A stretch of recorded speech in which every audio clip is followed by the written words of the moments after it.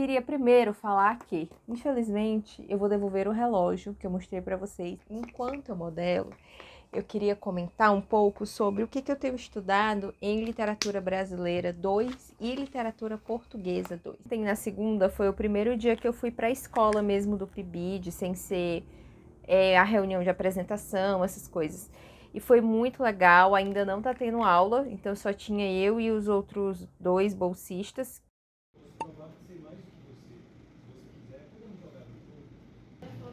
Vivenciando momentos históricos, né? Sim. Ai, meu Deus.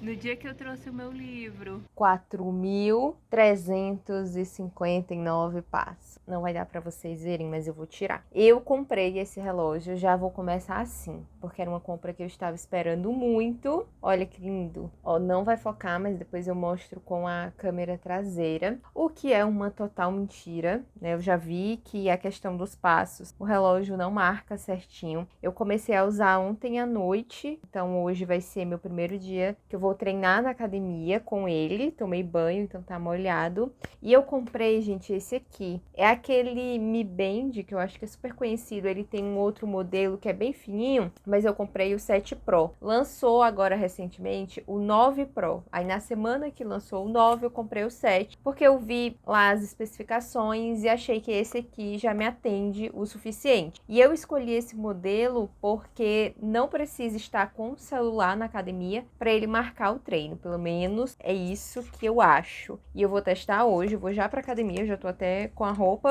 mas eu queria mostrar pra vocês, eu achei lindo. Comprei o clarinho porque era o da promoção, mas eu pedi uma pulseira marrom, olha, ele tá com a fotinha aqui do meu cachorro, vou já mostrar pra vocês. Eu pedi um marrom, uma pulseira marrom que tá pra chegar e uma película. Aí, além do treino, ele mede também o oxigênio do sangue, frequência cardíaca, né, sono.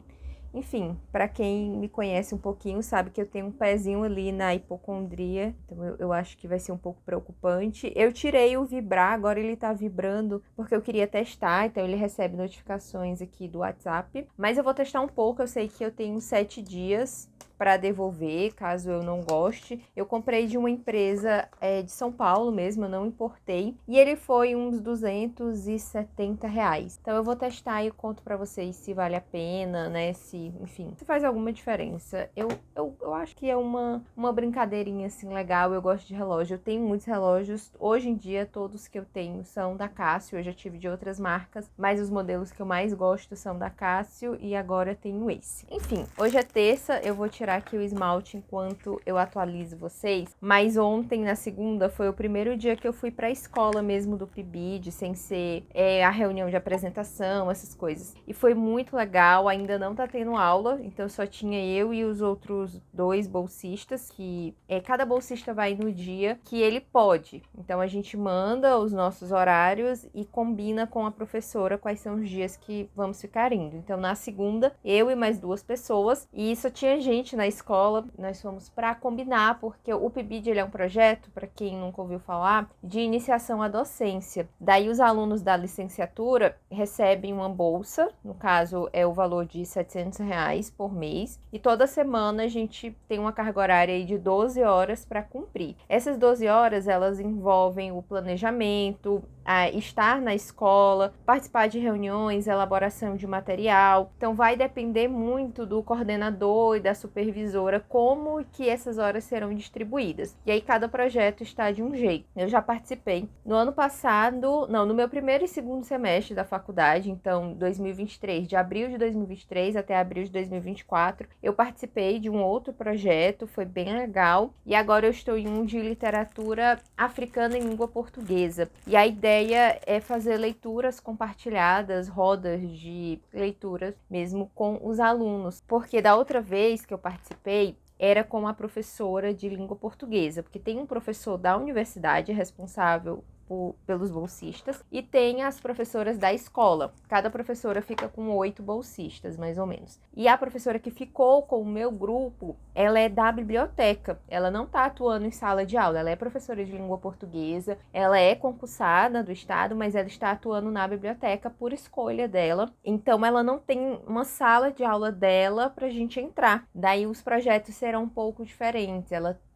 talvez a gente tenha aula de leitura com os primeiros anos lá em ensino médio, e são 50 minutos por aula, então eu entraria 50 minutos em sala com ela, mas nos outros dias a ideia é que os alunos venham para algum projeto na biblioteca mesmo, e é isso que nós estamos desenhando juntos. Na semana que vem eu já começo a ir, porque as aulas voltam aqui nas escolas estaduais, e eu vou no dia da semana, né, que ficou definido, no turno da tarde, já para começar a desenvolver as atividades. Isso foi segunda. Hoje eu fui para uma reunião geral do PIBID, então eu tenho aula de manhã e essas outras atividades a gente faz à tarde. E nós fomos para o campus do Direito, que é um prédio do Direito que fica no centro de Fortaleza, porque o auditório de lá é maior, comportava todos os PIBIDs de todos os cursos de licenciatura da UFC. Tinha muita gente, muito quente, mas deu tudo certo também, assim, foi bem tranquilo. É tipo uma formação para que os alunos não cheguem tão despreparados nas escolas, sabe? Meio que falando os projetos que a gente pode sugerir, como que pode ser, quais são as atividades que a gente pode ou não fazer, porque PIBID, nós não temos autonomia, por exemplo, para assumir uma sala de aula. Então é importante esclarecer tanto para os alunos como para os supervisores, os coordenadores de área, que eles não podem nos colocar para substituir outros professores, por exemplo. É um projeto mais leve. E eu gosto muito, eu acho importante já testar, sabe, se é isso que você quer. Então, independente da área que a pessoa quer atuar, quando ela começa a estudar, pode ser um curso de graduação, um curso técnico, enfim, não importa. É importante já tentar se inserir no mercado de alguma forma para poder ver se você gosta mesmo daquilo, da prática, né? Porque estudar uma coisa é gratificante, mas às vezes você não vai gostar de trabalhar com aquilo. Então, para mim, é essencial esse contato com a escola. Por isso que eu fui desde o início e eu quero continuar indo. E esse projeto ele vai terminar quando eu estiver me formando. Vocês têm ideia, né? Quem me acompanha aqui há mais tempo viu desde o meu primeiro semestre eu entrando, e eu já vou me formar no final do ano que vem. Então, tenho esse ano e o ano que vem, assim, passa muito rápido. Eu acho que quem tá de fora talvez seja ainda mais rápido, né? Porque eu venho sofrendo dia após dia, mas é muito rápido até pra mim, a quantidade de conteúdo que a gente precisa absorver e estudar, sabe? Às vezes eu fico pensando, eu quero tanto fazer um mestrado, mas eu vou com calma, porque não adianta também querer pular as etapas, sendo que o meu estudo ele ainda está muito no nível de graduação. Então eu preciso primeiro dominar esses conteúdos desse nível para depois eu querer, né, passar. E sim, estou muito feliz. Mas tudo tem seus ônus. E qual o dessa semana?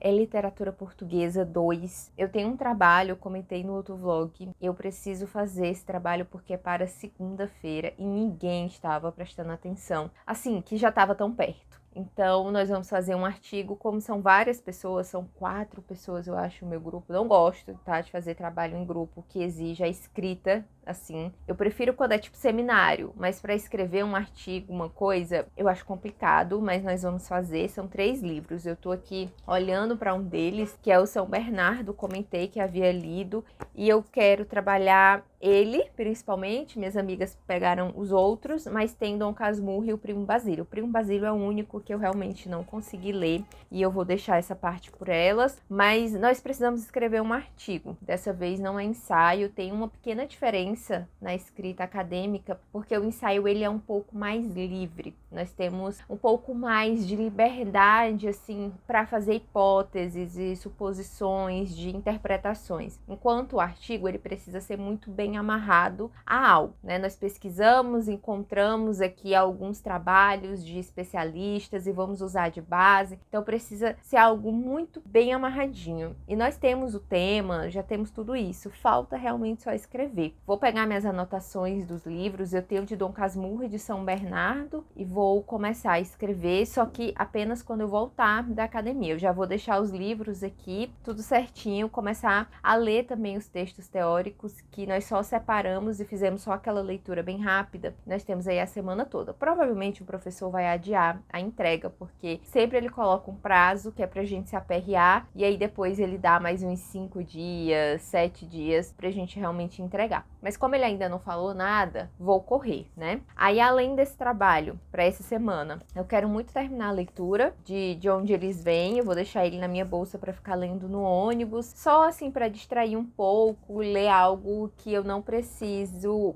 analisar, sabe? Só ler. E também estou lendo A Falência, que é pro meu outro trabalho, mas esse é só pro final de fevereiro. Então eu tenho um pouco mais de tempo, é um trabalho individual. Eu vou poder escolher o tema que eu quero tratar em A Falência. E sempre que eu estou fazendo esse tipo de pesquisa, aconteceu com Úrsula, da Maria Firmina dos Reis, e está acontecendo agora em A Falência, da Júlia Lopes de Almeida. Eu fico com muita vontade de fazer algum projeto pra gente estudar juntos esses livros, sabe? Trazer alguma oficina, algo assim, sobre Úrsula, por exemplo, para quem já leu ou tem vontade de ler, mas quer se aprofundar, quer analisar o contexto, a parte da recepção e tudo da obra, porque são livros que têm um histórico de apagamento, de esquecimento, e que eles têm um conteúdo assim literário muito bom de ser trabalhado, e eu fico com vontade, mas eu não sei se teria o interesse também de vocês de analisar, ou se vocês preferem ler e partir para outro livro, ou se gostariam desse espaço para a gente analisar. E eu fiquei com muita vontade nesses dois livros, né? Eu ainda estou lendo A Falência e pensando ainda no que eu vou abordar, mas eu vou compartilhando com vocês também esses estudos e vou agora para São Bernardo. Só que amanhã é um dia muito puxado para mim na faculdade, porque eu tenho aula das 8 da manhã até as 6 da noite, e são aulas de literatura, só para pro almoço. Eu coloquei um dia inteiro de literatura, eu tenho 3 disciplinas diferentes e elas têm uma carga de leitura bem grande, então eu preciso ver se eu li os textos de amanhã. Eu acho que faltam uns 2. Então, talvez quando eu voltar da academia, eu vá dar preferência a ler esses textos do que começar o trabalho. E o trabalho eu pego nele lá pra quinta-feira. Aí eu vou ter que ficar quinta, sexta, sábado e domingo muito focada. Essa semana eu iria até colocar a resenha de São Bernardo na quarta, mas já vi que não vou conseguir gravar e editar, né? Teria que ter sido domingo ou segunda e não deu certo. Então fica pra semana que vem também, não tem problema. Os vídeos de resenha eu gosto de deixar para caso vocês fiquem com dúvida ou queiram se motivar a ler, né? Nas resenhas eu não conto tudo que acontece, justamente para pessoas que ainda não leram possam assistir. Mas aí eu vou mostrando os estudos da semana ao longo do vlog. Eu já voltei da academia, vou ter que ler aqui os textos, já é bem tarde, ó, quase 10. Inclusive, preciso tentar devolver esse livro amanhã. Eu tinha levado ele para a faculdade, eu acho que eu filmei um pouquinho, que o disjuntor da biblioteca simplesmente pegou fogo, então o livro voltou comigo. Vou continuar lendo, mas eu queria mostrar para vocês como que fica. Eu não sei se todo o relógio marca o treino sem o celular, tá? Esse daqui marca, eu sei que o diferencial dele é que tem o GPS, então caso eu queira fazer corrida, ele funciona mesmo sem o celular. Deixa eu ver, será que eu consigo baixar a luz? Eu acho que esse é o mínimo de luz que ele tem. Mas enfim, no treino eu coloquei que era esse HIIT, porque eu não tenho funcional, e ele marca assim, o tempo, fiz quase 1 hora, perdi essa quantidade de calorias, né, uma quantidade aproximada, ele tem essa luzinha que fica aqui, tá? E marca aqui também a frequência, ó, vê que tem uns momentos aqui meu de pausa, que não é contínuo. E aqui ele divide como que foi o treino, ó, 2 minutos leve, 17 minutos intensivo, 31 minutos aeróbico e 4 minutos anaeróbico. Não sei muito a diferença, mas ele marca tudo isso e fica aqui salvo. Quando eu cheguei em casa, ele sincronizou com o celular automaticamente. E outra coisa legal que eu gosto é isso aqui, né? Que tem a frequência cardíaca, o oxigênio no sangue, o sono. E eu dormi com ele um dia só pra testar, mas não vou ficar dormindo, não gosto. Aqui, ó, ele vai marcando essa questão do oxigênio, da oxigenação, né? Tem aqui conectividade, né, com a Alexa, dá pra marcar os ciclos da mulher. Ele controla a música do celular, faz foto com a câmera, tem alarme, cronômetro. E se você ativa isso aqui, ele não vibra.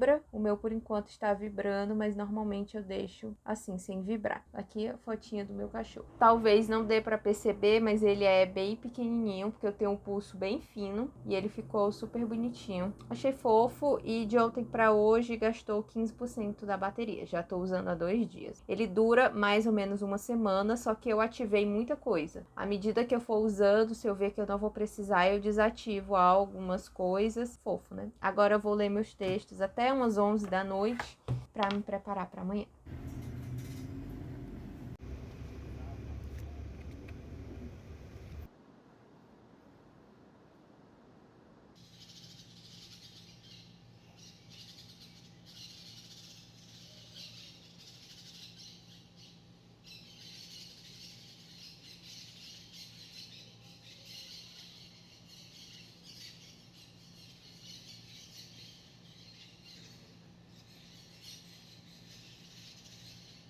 essa semana na faculdade, a professora pediu para que a gente lesse um texto da Marina Colasanti, que foi uma autora naturalizada brasileira que faleceu essa semana. E eu já conhecia, eu já tinha lido alguns contos mais para o público infantil dessa autora, e o texto se chama Eu Sei, Mas Não Devia. Se você quiser procurar, ele é curtinho, tem de fácil acesso na internet. Eu acho até que eu vou gravar um vídeo para o Instagram lendo ele todo, mas ele fala basicamente dessa vida no automático em que a gente vive, né? Ele começa com: eu sei que a gente se acostuma, mas não devia. A gente se acostuma a morar em apartamentos de fundos e a não ter outra vista que não as janelas ao redor. E porque não tem vista, logo se acostuma a não olhar para fora. E porque não olha para fora, logo se acostuma a não abrir de todo as cortinas. E porque não abre as cortinas, logo se acostuma a acender mais cedo a luz. E à medida que se acostuma, esquece o sol, esquece o ar, esquece a amplidão. E é exatamente assim aqui. Eu moro em um apartamento que é em rua, né, não é condomínio, e eu moro no de cima. É um em cima e um embaixo. Em cima e embaixo eu moro no de cima e eu praticamente não abro as janelas, é sempre uma cortina blackout. Nem faz tanta diferença se eu tô gravando vídeo de dia ou de noite, porque eu tô sempre com luz artificial aqui, enfim, eu realmente não uso muito a iluminação natural, porque eu não gosto do barulho, eu não gosto do cachorro latindo para os vizinhos, então geralmente nós ficamos meio enclausurados aqui. E aí ela continua, fala de várias coisas aqui, a gente se acostuma à poluição,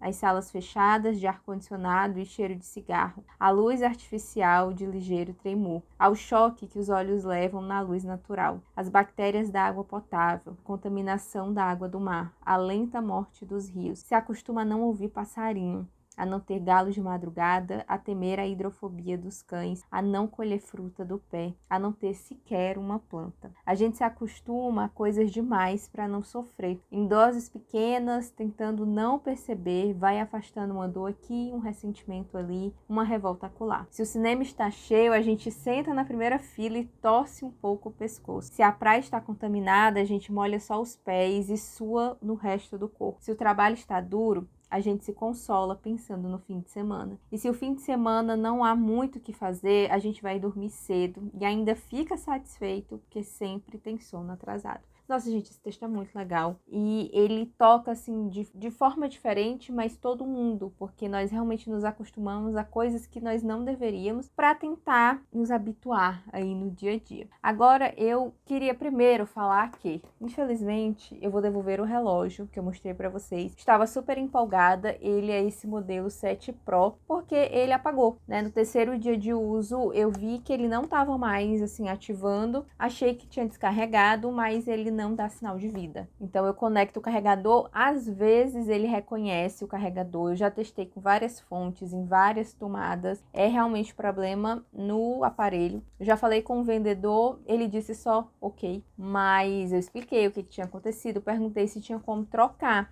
Só que eu vi no site que eu comprei pela Shopee, que é devolução, porque foi dentro ainda do prazo de 7 dias. Eu não encontrei muita coisa na internet sobre esse problema, mas provavelmente é algo crônico, então eu quero comprar um relógio nesse estilo que marca as atividades, só que não vou pegar mais esse modelo, talvez o 8 ou o 9, porque pode ser que tenham corrigido algo que deu errado aqui, enfim, não sei. Mas eu queria comentar sobre as leituras do mês. Eu concluí 3 leituras e estou com 3 em andamento, 2 quase finalizando. Eu conto aí umas 5 leituras, porque esses 2 que eu estou quase finalizando, eu acho que eu termino agora no final de semana, que já vai ser fevereiro, mas eu vou contar como leituras de janeiro. Os que eu finalizei foram Quarto de Despejo, da Carolina Maria de Jesus. Achei esse livro muito bom, né? Eu comentei com vocês que eu li para a faculdade, mas eu recomendo a leitura mesmo se você não for fazer nenhum estudo muito específico. Ele é um livro que, apesar da temática e que é pesado, porque é difícil você ler sobre uma mulher que precisa catar recicláveis para ter o que comer, ele é interessante na forma como ela escreve, no entendimento que a autora tinha sobre política, sobre a situação dessas pessoas, o que ela considera um quarto de despejo, né? Porque o título desse livro, muito bacana. O outro foi São Bernardo, do Graciliano Ramos, também para a faculdade. Gosto bastante desse livro, vou preparar um vídeo comentando um pouco mais no estilo de resenha, que eu sei que algumas pessoas gostam, para a gente abordar algumas temáticas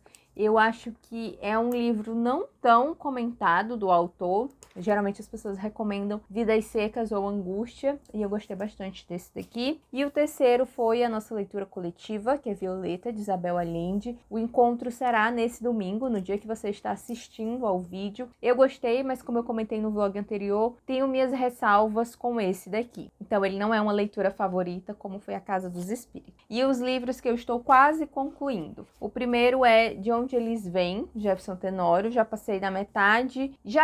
Eu acho que eu estou entendendo um pouco, mas eu considero que o autor trouxe muitos temas e eu duvido que em poucas páginas aqui ele vai conseguir abordar de uma forma que justifique ele ter colocado essa quantidade de temas no livro, sabe? Mas eu tô gostando, eu fico interessada em saber o que tá acontecendo, o que vai acontecer na vida do Joaquim, que é o protagonista. Quero também comentar, porque é um livro que vai abordar as questões das cotas para ingresso em universidade. E eu acho um tema importante da gente discutir, de comentar, de entender e explicar para pessoas que não entendem, porque eu estou em uma universidade pública e já me aconteceu de pessoas de fora perguntar como que estava o nível da faculdade, já que agora metade da turma é cotista, porque as pessoas pensam que há um desequilíbrio, um desnível, assim, porque as pessoas que entram pela cota são incompetentes. É isso que ainda está no imaginário de pessoas que foram para a universidade décadas atrás. Então eles imaginam que naquele tempo era muito bom, porque pessoas que tinham acesso a uma educação maravilhosa que ingressavam. E agora, como há o ingresso de metade de todas as turmas das universidades públicas são para cotas. E aí tem diversas cotas, né? Tem cota que a pessoa precisa ser baixa renda, outras que não precisam. Tem para pessoas com deficiência, cota racial, enfim, tem diversos. E o Joaquim, ele entra na cota racial e de renda. Então há aqui duas questões, né, em que ele se enquadra, que é a diferença socioeconômica dele para alguns colegas de turma e o fato de ser negro, e ele está cursando letras em uma universidade. Então é um livro assim interessante porque eu consigo relacionar com algumas situações que ele passa. O autor, eu vi aqui que ele é doutor em teoria literária, então acredito que ele tenha feito a graduação em letras, mas a experiência, o imaginário dele aqui de universidade é um pouco diferente da minha experiência hoje, né, em 2025, em que as pessoas, não sei se a geração mudou muito, mas não tem essa coisa de sair para festa e um para casa dos outros. Eu acho que nós perdemos muito a forma como a gente se relaciona com amigos e isso de ir para casa de amigos. Porque quando eu era mais nova, eu lembro que tinha bastante. A gente costumava marcar alguma coisa e aí cada um levava suas bebidas, íamos para as casas. Eu não sei se foi a pandemia, se foi antes, mas eu sinto que se perdeu um pouco desse costume. As pessoas estão cada vez mais sozinhas, assim, cada um nos seus cantos, e aí de vez em quando marca de se encontrar, mas é em uma pizzaria, um bar, enfim. Eu acho que a minha experiência é um pouco diferente e por isso eu imagino que esse livro não seja nos dias atuais. Por enquanto eu estou gostando médio. O outro que eu tô quase é o da Sofia de Mello, Brian Anderson. Eu li o Cristo Cigano e estou em geografia, mas é um livro de poemas, ele é mais curto, só que eu fico voltando para ir marcando. Tem aqui no Cristo Cigano, eu voltei para poder ir marcando, assim, sabe, as referências, e agora em geografia eu estou pesquisando. Livro muito interessante. Então esses 5 eu vou considerar como leitura de janeiro, porque esses 2 eu termino já. E o outro que eu não avancei tanto foi A Falência, da Júlia Lopes de Almeida, né? Eu li só isso aqui, então falta aí uns 2/3 ou até mais do livro.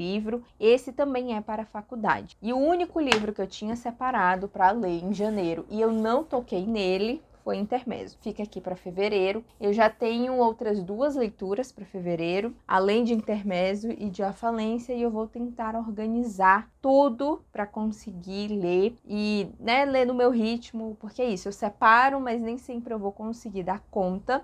Fica aí esses 5 livros, mais ou menos, finalizados.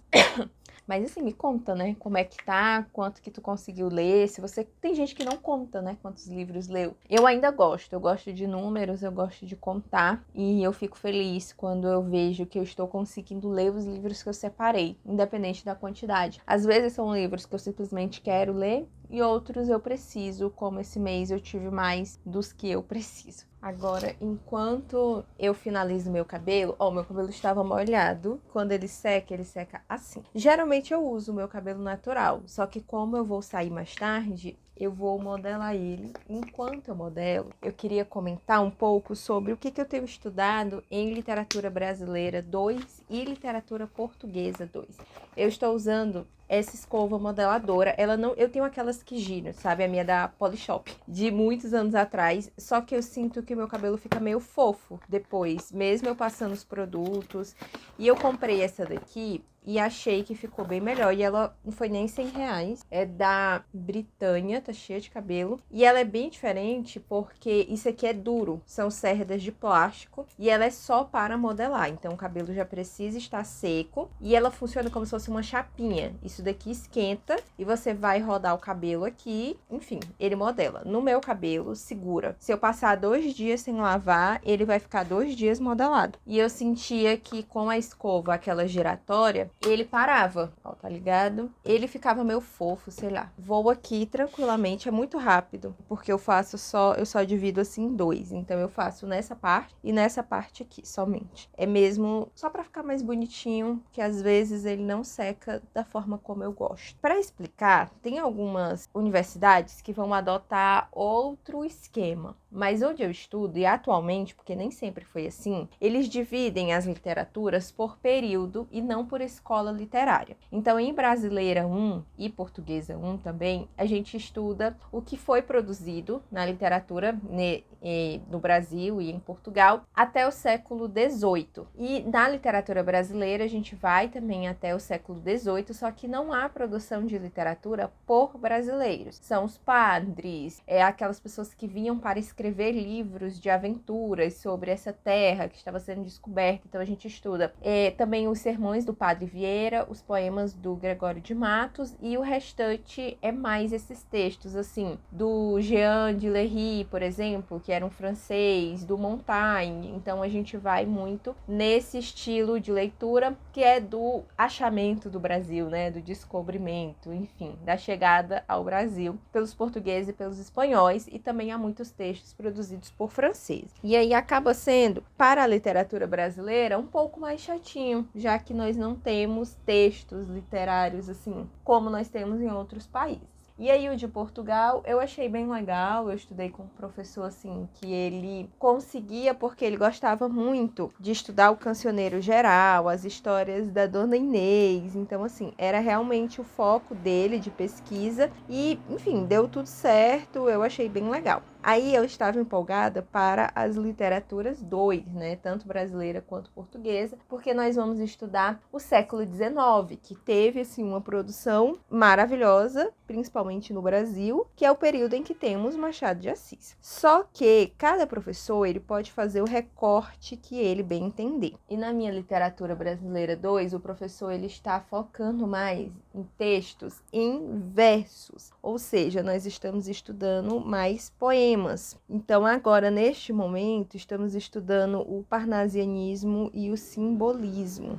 E, normalmente, as aulas dele, assim como da minha professora de Brasileira 1, eles dizem quais são os textos, que geralmente são textos teóricos, tá? Que a gente precisa ler para aquela aula. Então, ele coloca os textos teóricos e os poemas que ele quer discutir para que a gente já conheça o texto antes de chegar na sala. Como vocês devem imaginar, nem todo aluno tem tempo ou interesse em realizar essa leitura prévia. Então, quando a gente chega em sala, os poemas serão lidos lá, não tem problema. Mas o restante seria interessante que a pessoa já tivesse lido. E aí ele vai discutindo os textos e ele disse que tem sentido que a turma está muito calada. Então, nessa próxima semana, ele disse que vai fazer, ele chama de arguição, eu chamo de teste oral. Então, ele pediu para que a gente lesse os textos sobre o parnasianismo, o simbolismo. Tem o capítulo da História Concisa da Literatura do Alfredo Bose, tem outros textos também que ele deixou, e relesse os poemas, porque as próximas 2 aulas, eu tenho uma aula com ele na quarta e na sexta. Ele vai fazer essa arguição, que consiste basicamente em,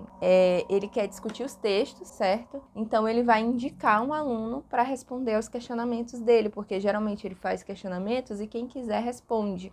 só que poucas pessoas participam e são sempre as mesmas pessoas. Aí ele disse que dessa vez ele vai escolher quem ele quer que responda aos questionamentos. Eu acho ele super legal, assim, não acredito que vai ser algo muito tenso, mas você precisa ter lido para conseguir responder as perguntas dele, né? Então já ficou todo mundo assim. Aí ele mandou um e-mail reforçando. E aí o parnasianismo, como nós estamos estudando mais essa questão dos versos, ele é aquele período da produção de poemas, por exemplo, por Olavo Bilac, e ele foca muito, né? Os poetas parnasianos, eles focam muito em descrever, basicamente assim, de forma bem objetiva, alguns elementos da arte. Então você vai encontrar poemas que descrevem jarros, vasos, sabe? Assim, eles tinham uma coisa muito objetiva com a poesia. Então, ela foge do movimento que estava acontecendo no Brasil nesse período, da literatura engajada, que eram pessoas escrevendo sobre coisas que estavam acontecendo no Brasil, por exemplo, a questão da escravidão. Então, são poemas que não abordam essas temáticas, eles se focavam na arte, sabe, no belo, adotavam em grande maioria uma forma também de soneto, que são poemas escritos com 4 estrofes, as 2 primeiras,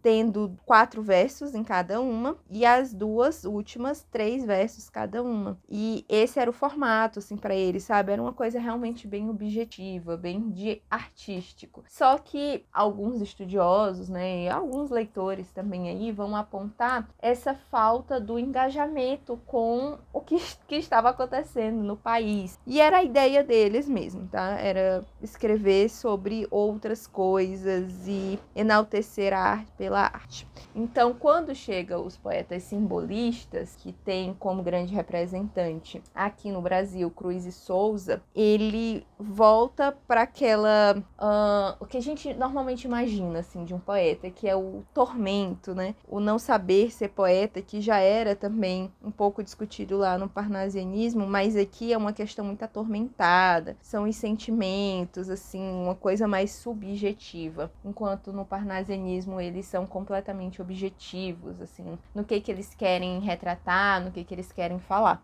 E aí eu acho bem interessante. Porém, assim como a maioria da turma, eu estou sentindo falta da gente estudar os textos, né, em prosa. Porque, como eu disse, é o período aí em que temos uma grande produção, temos Machado. E o que nós já vimos do Machado de Assis nessa disciplina, que já vai acabar, só falta um mês, foi uma crônica.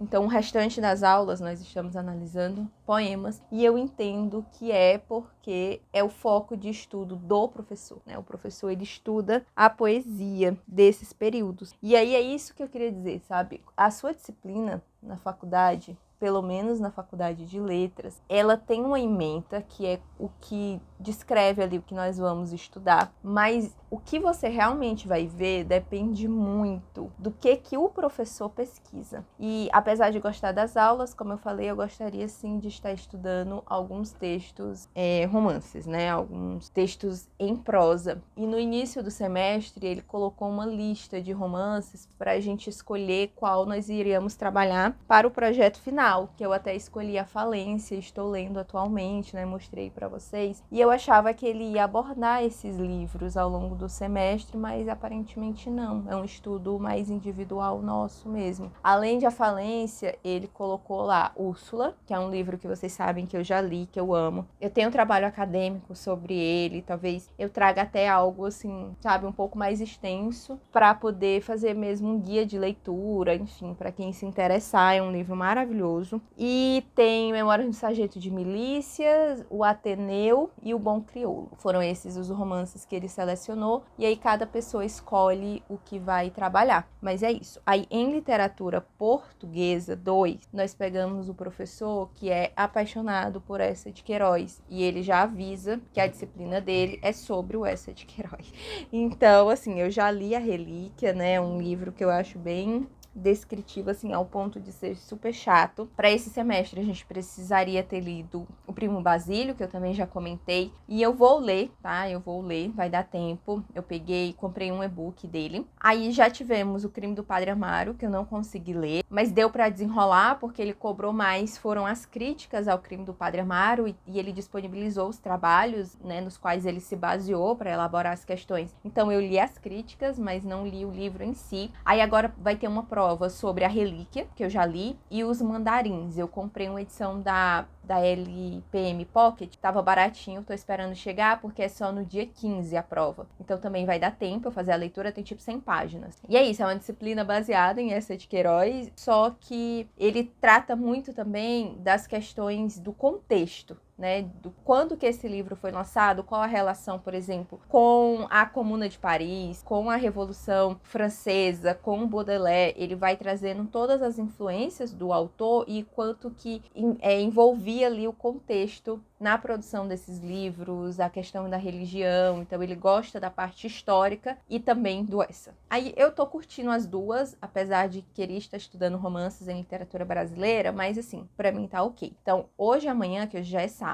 eu preciso estudar esses textos para poder, durante a semana, caso o professor me escolha para alguma pergunta, eu saiba responder. Mas eu estou feliz, são textos que eu gosto de ler, tem textos de crítica escritas pelo Machado, que inclusive é sempre uma briga, porque os professores que curtem Machado de Assis, eles têm uma coisinha com Eça de Queiroz. Então, logo a gente já imagina que o professor que ama Eça de Queiroz, ele tem uma coisinha ali contra Machado de Assis. Machado de Assis tem uma crítica maravilhosa ao Primo Basílio, em que ele detona tudo do livro, e o professor odeia essa crítica. E nós estudamos essa crítica em teoria da literatura, e eu gosto muito, particularmente, dela. Mas a gente, né, não usamos essa crítica na aula do professor, e tem dado tudo certo. E agora nós vamos ter semestre que vem, que meu semestre começa em março. Eu vou ter só 3 semanas de férias. A literatura brasileira 3 e portuguesa. Aí eu sei que na portuguesa a gente pega Fernando Pessoa, pega aquele período ali que é o século XX. E na literatura brasileira eu preciso ver com esse professor, porque eu vou ficar na turma dele. Eu já vi no sistema que eu estou direcionada para a turma dele, eu posso trocar, mas às vezes os horários não dão certo para trocar. E eu quero ver com ele o que ele vai abordar do século XX, se é também os poemas, né, essa produção em versos, porque aí se for, eu acho que eu vou trocar. Se não for, eu fico com ele. Eu gosto desse estilo da gente ler o texto antes, porque nem todo professor cobra leitura antes da aula, tá? Tem uns que tem aí um formato diferente. Por exemplo, de literatura portuguesa, a gente não precisa ler antes. Normalmente ele dá o conteúdo ali na aula. Mas enfim, para encerrar, eu já estou aqui me preparando, né? Agora é cedinho, sábado de manhã, porque eu vou participar da oficina da Bruna Martioli, acredito que vocês conheçam, de Grande Sertão Veredas. Esse modelo de oficina é algo que eu gosto muito, tanto de assistir como eu tenho vontade de produzir essas oficinas. E aproveitei que ela tá com uma aberta que começa hoje, de Grande Sertão Veredas, para fazer a leitura e o estudo do livro, porque eu nunca li. Então vou usar a minha edição nesse projeto. Estou empolgada, né, para começar. É um livro que todo mundo elogia muito. Eu acho que é importante a gente conhecer esses grandes clássicos, assim, nacionais. Mas eu espero que vocês tenham gostado de acompanhar um pouco dos meus dias. Vou trazer para a próxima semana resenhas, e aí eu vou intercalando com os vlogs, é porque essa semana realmente não deu. Mas eu vou deixar aqui o último vlog, caso você não tenha visto, em que eu conto um pouco também da minha rotina e das leituras. E agora vamos começar fevereiro. Já deixei aqui os livros que eu quero ler separados e vou mostrando aí para vocês ao longo dos vídeos, tá? Muito obrigada por quem assistiu até aqui e é isso. Até mais!